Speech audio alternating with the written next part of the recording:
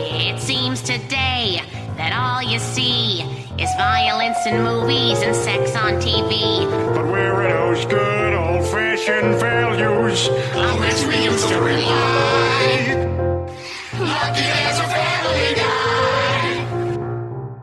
Lucky there's a man who positively can do all the things that make us laugh and cry. He's a family guy.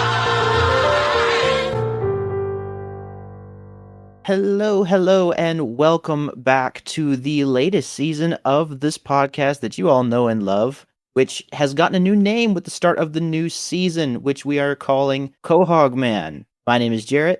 I'm Peyton. And I'm Noah. So, kick off the new season, guys. I know you're excited. We're excited. We're going to dive right in. But we're going to give you a brief recap of what we did last season. As you all know, we matched characters with Yu-Gi-Oh! With season 20 of Family Guy from the prior year. We're always gonna miss you, Family Yu-Gi-Oh. Can't wait for next season when we have Family Your Guy in April. Oh yeah, that'll be a big one. That'll be a tearjerker. We just gotta wait for that. For sure. Yep. And this season, if you couldn't already tell, we'll be continuing the trend with the 2022 anime Chainsaw Man, starting with season 21, episode 2, titled Bend or Blockbuster, pairing with the first 2 episodes of Chainsaw Man, which conveniently were released in the same month. And I believe down to the same week, close to like the same week, if I'm not mistaken. Roughly, more or less. I remember when we were planning this out just a few months ago, it was, yeah, like it was kind of really, really close in terms of the timing of it all. Can you believe it's been 4 years since Chainsaw Man started? Right? Right? Genuinely felt like came out of nowhere. And then now it's one of the most iconic anime of like the 2020s. Oh, for sure. Insanely iconic design. Yeah. Yeah. I remember hearing that the anime was coming out, but was still being worked on at the time. And just like within a few weeks, I had finished the entire, like part 1 of the manga. Mm-hmm. And just blew through it all very, very quickly. And that got me very excited. What are you guys' experience with Chainsaw Man? Did you have any prior experience or like hype for the anime, or did you read the manga beforehand? So I was always kind of intrigued with Chainsaw Man. And I remember reading the first volume a couple years ago, and it didn't really capture me. But I was seeing, oh gosh, what was it? One Battle After Another. And they showed the trailer for the Reze arc movie twice, once in a dub and once in a sub in that theater. And I saw it with my my girlfriend at the time, ex. I know. I remember last season we were all talking about like possible wedding and whatnot. No, ex, yeah. So Distract from the Yu-Gi-Oh discussion. Yeah, it was a really weird episode when we were talking about, oh gosh.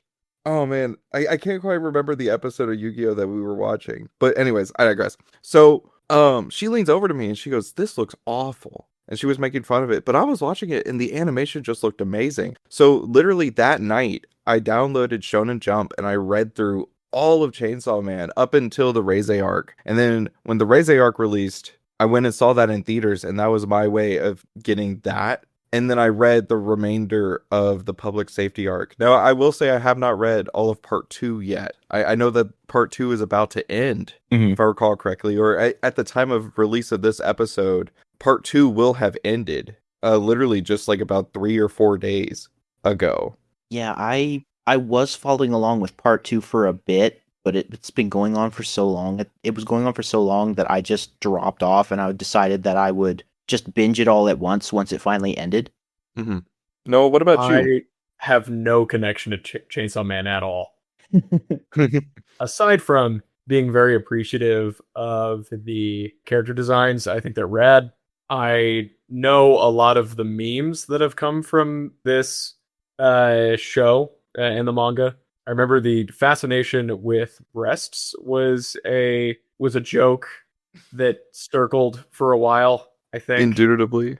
Yes. Then I this episode gave me the context, and I'm no more certain about it I do remember, Jarret, I think we were doing the Family Jujutsu Kaisen season when Chainsaw Man was starting to come out, and I remember talking about it like off and on. So it feels nice to like finally get here to actually see what this is all about. Right. And of course, we're going to be going this whole season. We're going to be doing 2 episodes at a time because this was a 12 episode season. And then we're also going to be concluding with the movie. And I think we're going to be pairing it up with the multiverse thing. That multiverse kind of long episode. We'll be going back a few seasons, but that's what we'll probably be using for Reize arc. Cool. Very cool. But yeah, so the episodes that we watched were Dog and Chainsaw Man episode 1. Arrival in Tokyo, Chainsaw Man episode 2. And then Family Guy season 21 episode 2, Bend or Blockbuster. So as always, as we've been doing for the last 20 or so seasons, I'm going to just summarize real quick the first 2 episodes of Chainsaw Man, and then I'll summarize the Family Guy episode. So everybody lock in. Can't believe we've been doing this podcast for 20 years. I know, right? Yeah. So Dog and Chainsaw, we opened on a suspicious door in a black and white room, only for Denji, our main character, to suddenly wake up. He hunts a tomato devil using Pochita, this little chainsaw dog-looking creature, and he meets with a Yakuza boss, where we learn that he is in 38 million yen in debt. Denji's kind of this golden retriever-like person, and he's willing to do anything for money, and he even eats a cigarette for some cash.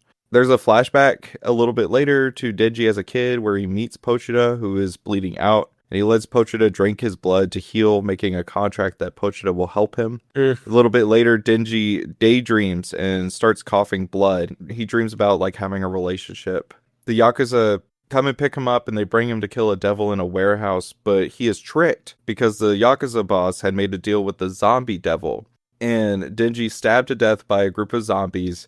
And Pochita makes a deal to heal him, giving Denji his abilities in exchange for living a good life. Pochita says, "I'll give you my heart, and in exchange, show me your dream." So Denji wakes up healed with a string in his chest. I don't know what exactly the chainsaw lingo is. But when he pulls it, he becomes Chainsaw Man, this dude with a chainsaw head and chainsaws on his arms. And he attacks and defeats the zombie devil. And afterwards, a woman with red hair, who we find out in the following episode is named Makima. My beloved. Yeah. What? What? Huh? Who said We that? knew this was coming. Ooh. Followed by 2 men in black discover Denji, and she says that Denji is not human nor devil, and Denji passes out, asking for a hug. We then get a little bit of exposition where she recruits him to public safety, and Denji could either come with her and be fed or be killed like a devil. And he decides he wants bread, butter, jam, and a salad. And the episode ends there. It's a pretty strong first episode. I mean, it adapts like the first 4 or 5 chapters of the manga, if I recall correctly. But it really kind of highlights Denji's general personality. There's a lot of talk in circles about how Denji's kind of a pervert, but I think ultimately what he's really kind of trying to navigate towards is fulfilling all of like the Maslow hierarchy of needs, you know? And he doesn't even have the base needs of like proper housing, food, water, warmth, and rest. And so he's always in this endeavor of trying to achieve self-actualization, but always these other needs are just never being met. What did y'all think about episode 1? I've seen this anime at least, well, this makes, I think, the second or third watch through now. Mhm. And obviously, having read it multiple times, I think this is an incredibly strong start. Just the art style in this is amazing. I remember there was some controversy when it first came out about like how much CGI would be used in the animation, but it blends really well, I think. It's a little uncanny at times just because of like how smooth it's made to look at times, especially later on in the show, but I think it makes itself stand out very well. It is a standout compared to what was coming out at the time. I also agree. Like I already said, the character designs, they're very distinct. Denji seems like the kind of character that wants things in ways that aren't necessarily for, poor judgment or poor character. He just kind of wants connection. He wants home. And Yeah. Based on what he knows about connection, it pushes him to desire things that might more traditionally be ascribed to that of a perverted man. But maybe not in a not altruistic way, if that makes sense. Right. I get you. Yeah. It's very extreme. Yeah. I don't know if this is for me too much. So this might be a long 6 weeks, but we'll see. Yeah. Well, luckily, I mean, of course, we get Your Lie in April, but after that, because that was my pick. After that season, it's then your pick. So Yeah. yeah. We've done. We haven't done. No, we haven't. Yeah. We'll do guy hero Macafamia, Yeah. and that'll Okay. be that next season. That'll be What fun. is that? My Hero Academia with Family Guy. Oh, he said it with the pun, and it made me very confused. I was like, I thought he was saying the Japanese title. Yeah. Oh yeah. I was like, oh, I don't know what that is. So the second episode 2, Arrival in Tokyo, involves Makima commanding Denji to either say yes or woof. So immediately we're kind of diving into this bit of like a weird power play, This is mine. dominant Sir. submissive dynamic, you know? That's cool. Denji gets some food and he passes out into Makima's chest. They recount the previous episode for like a not insignificant portion of this episode. And Denji asks Makima what kind of guy she likes, and she says that she's into the Denji type. And Denji is now completely infatuated with her. She seems manipulative. Yeah, she's a very manipulative, kind of control individual. Yeah, she's a bit controlling. So when they reach the public safety headquarters, he meets Aki Hayakawa, which is his leader for this subdivision of the public safety area. Aki drags him around the town and starts to beat him in an alleyway after Denji had asked too many questions pertaining to Makima. And Denji kicks Aki in the balls several times and says that he wants this job not just because of his infatuation with Makima, but because it meets all of his needs. He has food, he has a house, he has everything. A little bit later, they go to kill a fiend, and Denji doesn't show his abilities to Aki, killing the fiend in a semi-painless way by cutting off his head with an axe. Aki tells Denji that devils killed his family, and that fiends, devils, and Denji deserve as much pain as possible. They leave. Denji takes some porn, and he's assigned a new partner, this girl named Power, who is the blood fiend. The episode ends with an urchin devil appearing.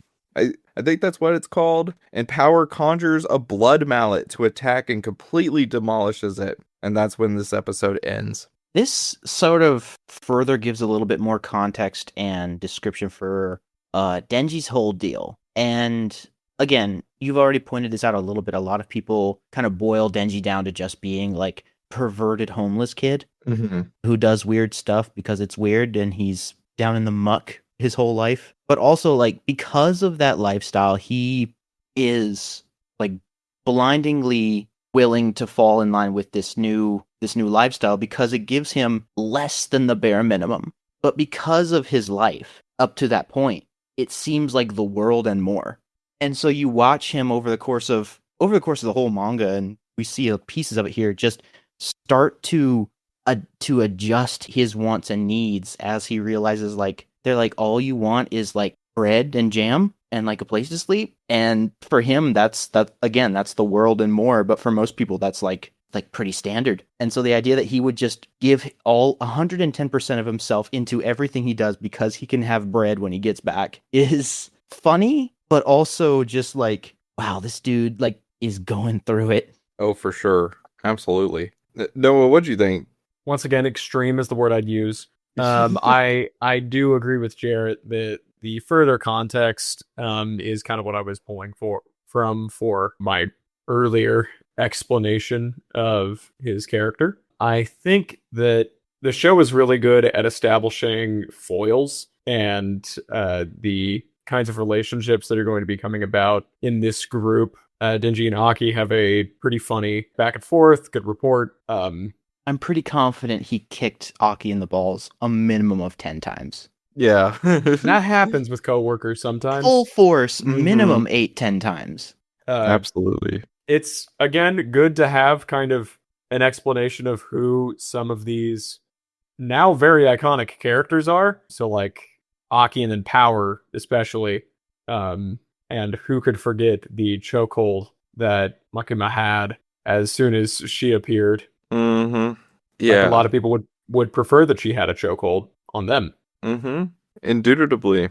It's very hard for this anime and this manga to beat the Gooner allegations, despite there being like more depth to it than that. I feel like such a loser for being like, no, this manga has depth, when all the memes are like Big Booba, and that's about it. Right. It's like, but no, I've been sucked into a manga for the first time in probably ever to this degree, and people are like, you like Big Booba manga because Big Booba, and it's like, no, you've man. You've been sucked in, Jarret. Yes. Who's sucking you? Never mind. That's how I've always felt as a One Piece fan. It's just something that, as we've discussed many times over this podcast, it's just an unfortunate side effect of the medium. All of the cultural differences that come about, and your mileage is going to vary on how much they end up messing with your enjoyment. Mm-hmm. Some really go way too far, and I could see this going too far for me, but it might not bother other people as much. I don't know. Right. New characters that appear in this is, of course, Denji, the Yakuza boss, Tomato Devil, the Yakuza boss's driver, Pochita, the zombie devil, the zombies, Makima, Aki, Power, the devil hunter that calls in the attack at the end of episode 2, and then the urchin devil. Mm-hmm. So these are all people that we're going to have to cast in just a few minutes. And then let's talk about this Family Guy episode, season 21, episode 2, Bend or Blockbuster. Lois brings home groceries and no one comes out to help her. And she sees the Browns having a family day and decides that their family needs a family fun day as well. So they play the card game Euchre, and everyone gets confused while Lois explains the rules. Peter shoots himself in the head and he goes to hell, where the devil starts explaining Euchre. So he shoots himself in the head again and he returns to Earth. And then they do a family pizza night and then a hot air balloon ride, and all of this kind of like fails miserably. They decide to go to the last Blockbuster as Peter has this sort of monologue memory of going to Blockbuster with his dad. After several bumps, including like stopping by a laundromat that used to be a Blockbuster, they decide to head to Bend, Oregon on a road trip. Mayor Sam Elliott watches them leave. Rest in peace, Adam West. Briefly, they stop at a diner and are stared at by Make America Great Again people, all watching them as they head to their car. Everyone squawks Trump like crows as they drive away. Halfway through the drive, they realize they forgot to rewind a rented copy of Lady Hawk that Peter wants to return, so they turn around, rewind the copy, and then drive back to Oregon again. It seems like they didn't even shower. Upon arriving at Blockbuster, Peter learns that he owes $32,000 to the store in accrued late fees, and this starts a manhunt as the two Blockbuster employees chase the Griffins by car, then on foot, and the Griffins jump off of a cliff, landing safely at a cabin. And there's a heartfelt moment where the family talks about how much they love Peter despite this being Lois's idea, and then are about to be killed by the employees only for Amazon drones to whisk them away. They get home and Chris gives Peter a copy of Sliver on VHS, and they choose to leave for Circuit City after they can't hook up their VHS. At the end, Jeff Bezos listens on the Alexa and saying like, "Hi, I'm Jeff Bezos. I'm rich and bald. Guess which one matters?" And that's the end of the episode. Dude, I love Family Guy. That's our guys. I love Family Guy. I loved this, man. I mean, I better after 20 seasons, Jesus Christ. This shit is the funniest fucking show in the goddamn world. I swear. Every time Peter does a stupid thing, it's so funny. I mentioned this a little bit earlier, but we went on the podcast DohMance Dawn, who does something very similar to us. Shout out to those guys. They're cool. Yeah. Where we watched One Piece and a few episodes of The Simpsons. And I made it relatively clear there that The Simpsons episodes were fine. Like, Yeah. I didn't hate them, but they weren't anything like special. I got a few chuckles. This, Right. I laughed out loud at least twice. Oh This my was gosh. so Let me- many little bits. I loved this episode. Let me tell you something, man. Let me tell you something. So The Simpsons ages terribly. Every time The Simpsons ages terribly. Family Guy, timeless. They make jokes. That shit always lands. Without fail, I'm laughing without fail. It is always funny. There is never a bad joke in this show. It is peak. It's amazing. I swear. If you have been listening to us for the last 20 years or 20 seasons and you haven't seen an episode of Family Guy, one, what are you doing here? Two, get up and go watch that. I don't care if you watch Bob's Burgers. That's lame. I don't care if you watch Archer. That's all right. Watching American Dad. That's fine. No, watch Family Guy. That's right. Family Guy. That's where it is. Noah would agree with me. Right, Noah? Yep. Yep. You hated it, didn't you? This was fine. This was Family Guy. The best Family Guy. It was pretty funny. I liked them being stalked by the Blockbuster employees. I like the Rambo thing. When they did that twice, the first time it was pretty funny. The second time it totally didn't get old. It was because it's a new season. Of course, we have Lois, Stewie, Brian, Peter, Meg, and Chris all available to be used. They all appear in this episode, as is tradition. Back when we had back when we had that fellow podcast guy Dylan, when we had Dylan on, he was always picking people from the episode, so we can do that. But there's also all the people from the last 20 or so seasons that we can pick and choose from. So we could do Quagmire, even though he doesn't appear in this episode. We could do everybody else from the Family Guy canon. There's also Cleveland, Roberta, Rollo, Donna. They used to be from the Cleveland show, but now they're appearing in this, which is wonderful. I'm always happy to see them. Jeff Bezos is now available. Bruce Springsteen, Sam Elliott, Cleveland Jr. I can't believe I forgot about Cleveland Jr. Blockbuster Employee 1, that's the one with the brown hair. And then Blockbuster Employee 2, that's the redhead one. I labeled these guys as the Mega Crows. Mega? Yeah, MAGA. MAGA. For MAGA. Is it MAGA? I don't think Yeah, we need that's to have this discussion about how to pronounce it.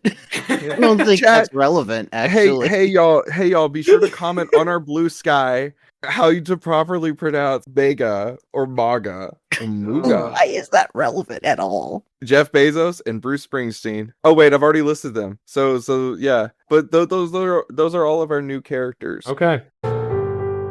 Yeah, do we just want to get straight into casting? We of course got to Let's get cast straight all into the... this. Yeah. Yeah. So Dingy, Noah, who'd you pick for Dingy? Picked Chris. I think Ooh. Dingy and Chris. Dingy seems a little more innocent than Chris, but they have similar wants, similar desires. Chris talks about MILF porn in this episode. So Yeah, and Dingy picks up porn in the second episode. So I think they're a perfect fit. I don't really have to explain myself any further. Jarret? I decided to commit to the reputation both this character has and Chainsaw Man has. I went Quagmire. Ooh, intriguing. But Quagmire doesn't desire the best for those around him. Quagmire is a selfish soul who is specifically driven by his lust and nothing more. Dingy desires a home. It's beautiful. Thought you didn't like this show. I went with Meg. So we're all kind of at a three-way tie. And my reasoning for Meg is because of what she does in season 16, episode 6, but she also does it with Chris, where she does it's kind of like a Kingsman fight. Y'all remember this? Yes. In the cafeteria? Yeah, in the cafeteria. And so I chose Meg for that reason, but I honestly I could be swayed with Chris as well. Chris makes sense character design wise with the blonde hair. Yes. Mhm. Yes, I think I'm sticking with Chris. I think the porn connection is too strong. You know what? I think I'm gonna have to shift my vote to Chris as I well. also agree. I think Chris is a much better pick here. Alrighty, Okay. so Chris is Dingy. So who'd y'all pick for the Yakuza boss? I personally picked the Blockbuster Employee 2, the one with red hair. I picked Jeff Bezos. Ooh. Okay. Amazon is already a mafia, so Right. They do not want people to unionize. yeah. I went with the first Blockbuster guy, the one that was constantly talking about his script that he was writing. Mm. It's just very funny to me that the moment the guy was like, "Hey, I can't pay my debt," he immediately pulled out a shotgun and Mhm. pointed it at his Yeah. face. Okay. So I was like, that's a mafia guy. That's a guy who You is know, gonna get his money one way or another. that's a good point. Right. Do we want to go with Blockbuster Guy 1 then? Let's go with Blockbuster Guy 1. All right. Blockbuster Guy 1 is the Yakuza boss, Tomato Devil. Who'd y'all pick for Tomato Devil? I went Chris, so I'm gonna probably drop out of this vote and then pick my favorite of y'all's because Okay. I just think that Chris is a little freak of a guy, and I always have thought that way these past 20 seasons. So I made him So- the little freak. I picked Cleveland Jr. because of his red shirt. And also rotund features. Cleveland Jr. is interesting to me because back in like season 1 and 2, when we saw Cleveland Jr., he was skinny. And there's like these theories, and I think it might have been confirmed that he was replaced by this more rotund Cleveland Jr. That, like, I mean, a lot of the times the jokes are kind of about his shape, but he's also a very sweet kid, and I think the Tomato Devil was just such a quick takedown, you know? Yeah, so my pick is Cleveland Jr. I'm going with this GIF I found of Tomato Juice Brian Griffin. Yeah, we could. Oh, I forgot. We could pick alternative costumes. Oh, Tomato Juice Brian. That's my pick. Okay, yeah, Tomato Juice Brian. I agree with that. I am also in agreement. Specifically, Tomato Juice Brian. Yeah, Tomato Juice Brian. So Yakuza boss driver, the guy that makes Denji eat the cigarette. I put down the second Blockbuster guy, the more nerdier one. Was the second Blockbuster guy Haley Joel Osment? Huh? Huh? I'm not sure. Let me see. Yeah, Wikipedia says they attempt to flee with the armed Blockbuster clerk and his co-worker, Haley Joel Osment. Wow. Sora from Kingdom Hearts. Wow. Okay. Then I also had him as the driver. My pick. It's kind of a deep cut, but I would say the Hummer driver from the Cutaway gag. It's like season 5 or 6 of Family Guy. These animals are so fucking funny. Makes me want to merge lanes without looking. And then like he merges and he goes ha ha ha ha ha. And then like Gloria from Madagascar is like, hey, I like to do hippo hop. And then he merges and all the cars explode. So my pick was the Hummer guy from the 2006 episode of Family Guy. Hell Comes to Quahog is the episode title. For a minute, I thought you meant the guy driving the Jeep in the Jeep commercial bit from this episode. Oh, Bruce Springsteen. That was my other pick. Family Guy loves to turn over cars, man. I think that's one of their favorite things. Is they just turn over cars. Cars are flip. It's sick. Yeah. I think Blockbuster Employee 2 probably works, you know. Logically it works. Keep them as a set. Yeah, keep them as a set. Mhm. So Pochita, for me it's Brian, right? Brian. It's got to be Brian. It's got to be Brian. All right, that's good. Zombie Devil. Who would we say is a Zombie Devil? So this is kind of a pair setting, but because the following after this is the zombies that the Zombie Devil creates. I made the Zombie Devil the MAGA diner lady behind the register, and then the Ooh. zombies are all the crow people. Okay. Ooh, I like that. Yeah. Okay. Which was a hilariously funny bit. It was like they were walking through a haunted graveyard or something. Just Trump. Yeah. It was pretty funny. I swear, man, Family Guy funniest show I've ever seen.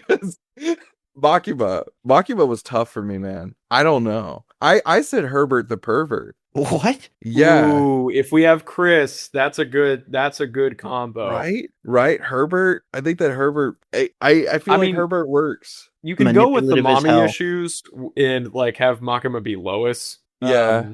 That's what I went with. I just went Lois as well, but okay. you've swayed me immediately. Our normal logic would be if two people vote the same character, then that's majority, because rarely do we ever do two of us pick the same character. But True. especially with early episodes in the start of a season, it's easy to just try and cast the main characters very quickly. Mm-hmm. So I'm willing to hold off on some of our main characters for now. I appreciate Herbert as the pick. There's one in a later episode that I think Lois might fit better for. Okay, we'll just have to wait and see. But I'll save that. Yeah. So what's the point totals at right now? So far, oh man, oh god, I wasn't keeping track. Oh Peyton, no. you're the one who keeps track on these things. I know. Oh no. He got too lost in the sauce.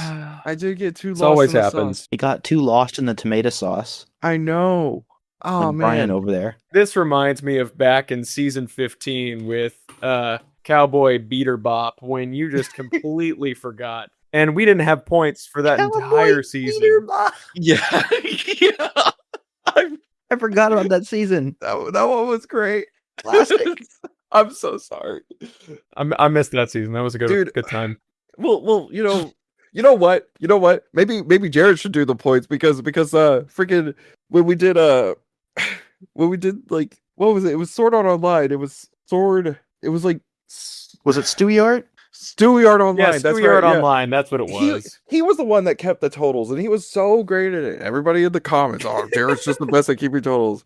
Who won? Who got the Denji vote?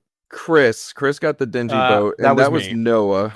Okay, Blockbuster Guy won. That was definitely Jarret. That was Who Jarret. was Yakuza boss? Blockbuster Guy won. Yakuza Boss. That was you. So that was Jarret. Tomato Juice Brian won Noah. Tomato Devil, and that was mine. Jarret won Yakuza Boss Driver as well.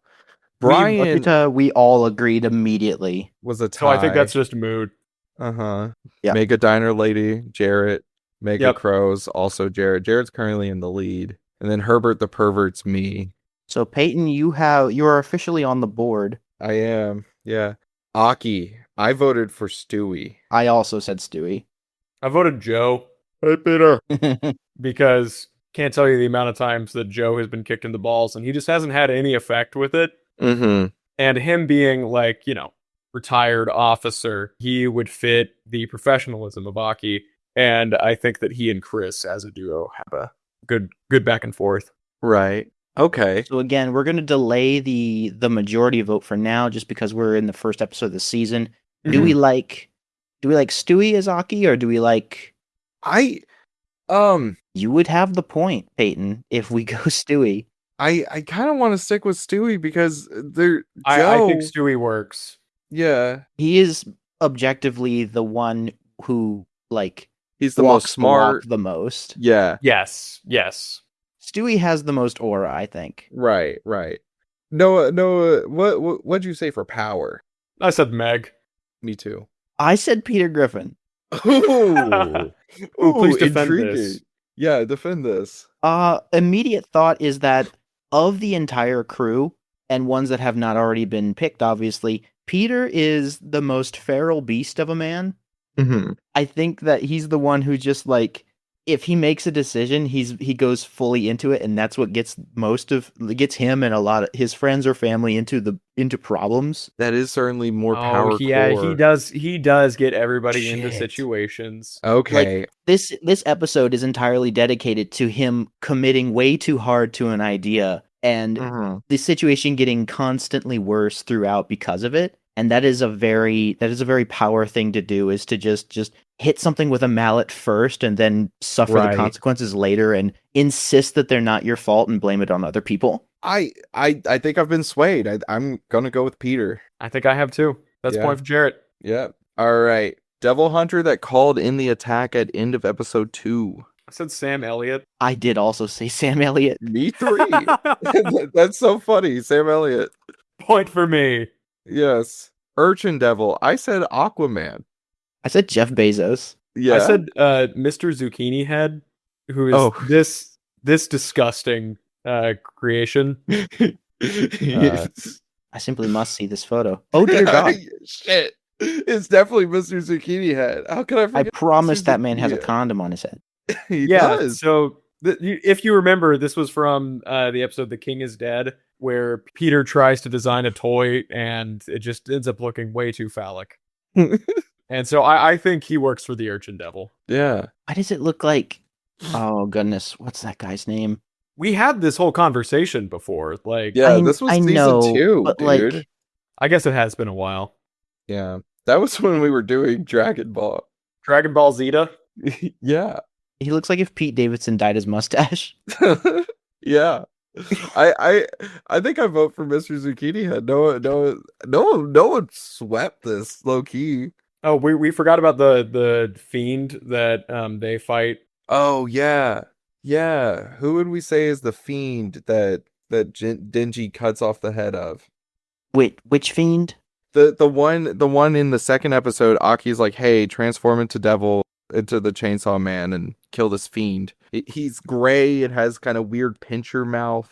Probably his name's escaping me now, but the actor who was on the billboard in the Blockbuster, like the cardboard cutout. And they were like, "Who's that guy?" It's like, some people never leave the Blockbuster, son. He's in head. It's Christian Slater. I like that. I'm pretty sure. Yeah, Christian Slater. Okay, for the fiend. Real quick, my pick was Quagmire's giraffe hybrid son. Oh my god. Okay. Oh my god. The thing is, when you're watching the funniest show of all fucking time, you just forget so many funny moments. Oh, dude. And he cuts off the head of the fiend. And so if he does that, then it's just like a normal giraffe body. And that is really funny to me. It looks like he killed a giraffe, but then it's just Quagmire's head. And so I could like really imagine like Denji chopping his head off, and then you just hear this really sad giraffe like giggity, and then that's it. Yeah. Fuck. That's a good one. Dear God. Sure. The photo tipped me over the edge on that one. Special thanks to the non-alien creatures wiki for that image that I just sent to the group.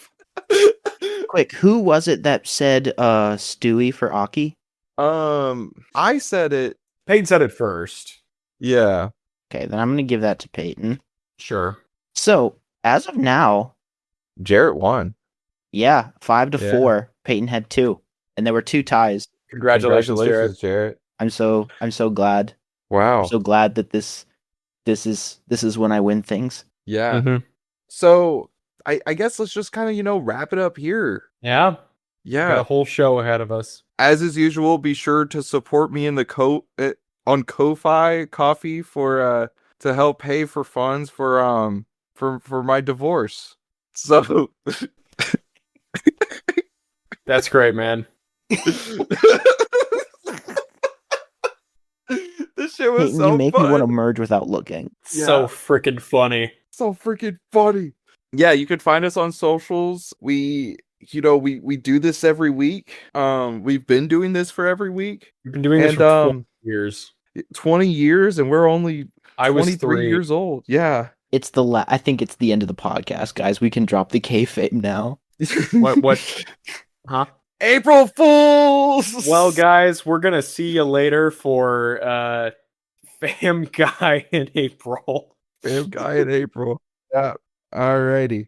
Thank you so much for listening. We are actually has to do with Spider-Man, I think. The Sony Pictures Universe of Marvel Movies podcast, where we write more or less film-length scripts, continuing the Spider-Man universe without Spider-Man in it. Remember those Venom films everybody hated? We decided to make more.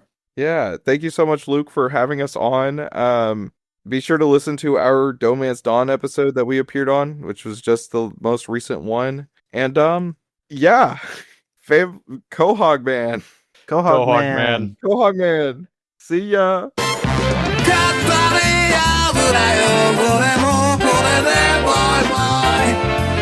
誰が頭の中呼びかける声は